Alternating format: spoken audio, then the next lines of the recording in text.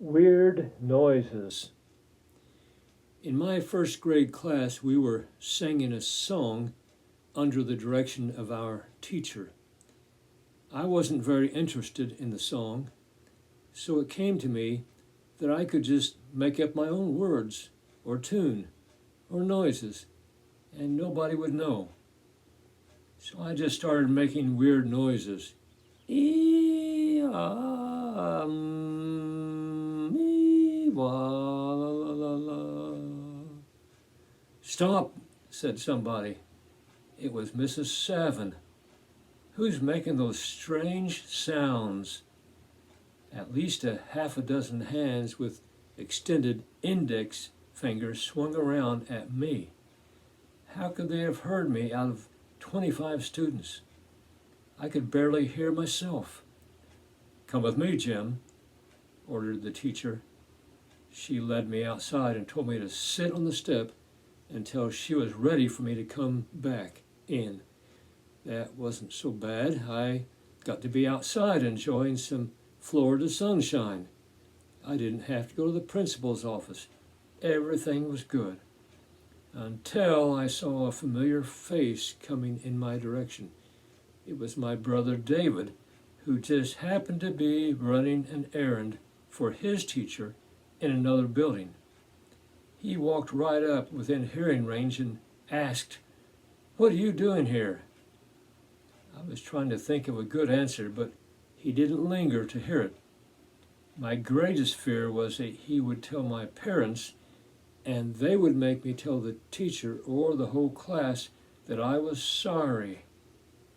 He must not have told them, though, and the only punishment I received was the mental anguish and the hard cement block against my sitting muscles. Once again, I was learning that my sins would find me out. Piddle in the Puddle. One lesson that I had a hard time learning was lifting the lid on the toilet. I was guilty of leaving number 1 sprinkles on the seat many times. Whenever Dad made these discoveries, he would call out to me, Jim, be here." Then he would direct my eyes to the toilet seat and say, "Piddle in the puddle." He wasn't into lectures, always to the point. He then would turn me over his knees and say, "This is just a little reminder." And then whack, just one. And with his hand, never a paddle or switch. His philosophy on corporal punishment was that the spanker needed to feel it too, so as not to injure the spankee. That was me. If I'd been into Tattoos back then, I would have had "Piddle in the Puddle" written on the palm of my hand.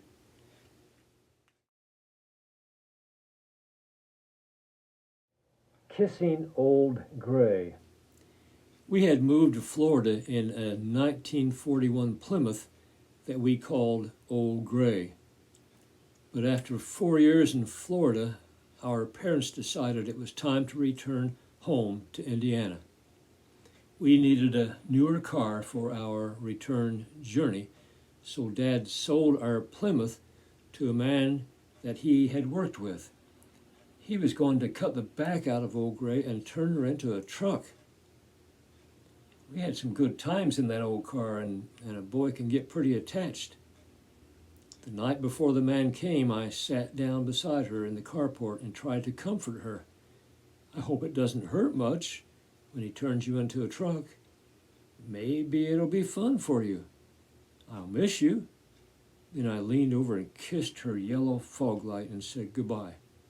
That night I cried myself to sleep, and the next morning I could hardly eat breakfast, and when the man came to get her, I couldn't watch. The green cucumber car. Dad had already picked out a replacement for Old Gray. It was a 1949 Nash. It was two-toned, dark green and light green, and it was shaped like a cucumber. It was 8 years newer and had a bigger engine to pull us and a trailer full of our things back to Indiana. Dad's favorite junkyard had sold him the bed of a pickup truck, which he transformed into a covered trailer for the big move. Meanwhile, Mom was working on a big project too.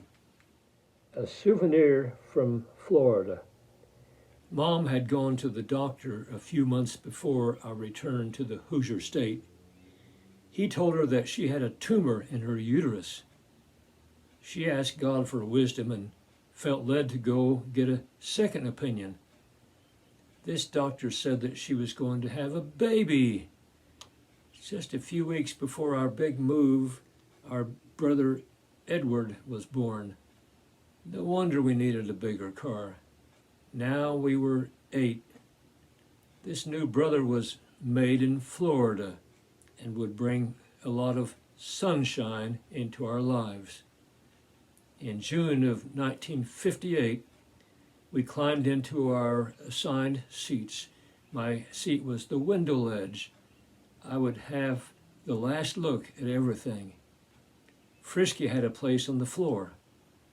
We waved a final goodbye to our neighbors and turned north for our journey home. On our way through Fort Lauderdale, we stopped in Colored Town for gas. After paying the man, something terrible happened. Dad reached into the back and scooped Frisky up in his arms and handed him to the station manager, then hopped back in the car and off we went. I cried out in protest, but to no avail. Dad had made these arrangements in advance at this, his favorite gas station. We were overcrowded as it was and didn't need the added problem of a dog, not housebroken by the way, for this 3-day trip. It took me months to get over Frisky and Old Gray, but I knew that my father had done the right thing. The trip home was an adventure. We crossed the Smoky Mountains. Our new Nash was pushed to its limits and beyond. It overheated several times. Each time was preceded by a siren-like noise. We had to pull off to the side of the road each time to let the car recover. We were pulling a heavy trailer behind, and that was just too much. Dad liked to sing out now and then when he was on the open road, and he liked to sing hymns. He also liked to make up little ditties. Entering Alabama, he suddenly was inspired to sing out, "Alabama, here we are, in our green cucumber car." And then when we crossed the bridge over the Ohio River from Louisville to Jeffersonville, Indiana, he sang out, "Indiana, here we come, right back where we started from." Thanks for joining me. Join us again next time as we will be back home again in Indiana. Thank you.